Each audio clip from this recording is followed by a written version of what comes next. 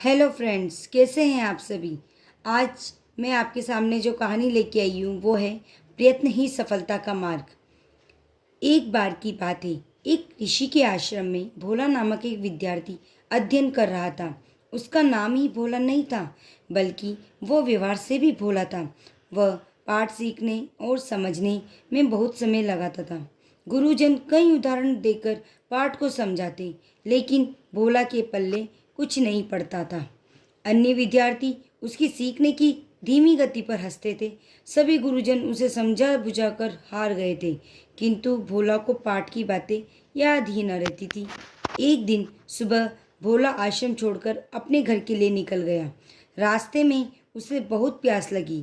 प्यास ही एक कुआं था, पास ही कुआं था। वहाँ कुछ महिलाएं कुएं से पानी भर रही थी। उसने एक स्त्री से पानी पिलाने की प्रार्थना की।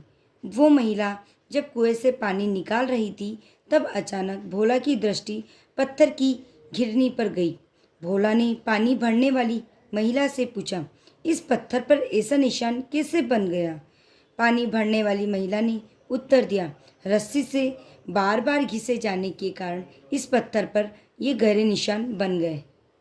भोला को ये जानकर बड़ा आश्चर्य हुआ कि एक कोमल रस्सी द्वारा बार बार घिसे जाने से इस कठोर पत्थर पर निशान बन गया है। कोमल रस्सी के अभ्यास का प्रभाव कठोर पत्थर पर देखकर उसके मन में ये प्रेरणा जागी कि यदि एक कोमल रस्सी के लगातार घिसने से एक कठोर पत्थर पर निशान पड़ सकता है, तो लगातार प्रयास करने से मुझे अपना पाठ कैसे याद नहीं होगा। उसने अपना इरादा बदल दिया। अब घर जाने की इच्छा का त्याग कर वह फिर से आश्रम की ओर चल पड़ा। भोला ने दृढ़ निश्चय किया कि अब वह अपने पाठ को याद करने के लिए तब तक प्रयास करता रहेगा जब तक कि वह पाठ उसे याद नहीं हो जाता। आश्रम में आकर उसने ऐसा ही किया। आगे चलकर वही भोला एक महान ज्ञानी बना। आपको मेरी ये कहानी कैसी लगी? Please like, share and subscribe.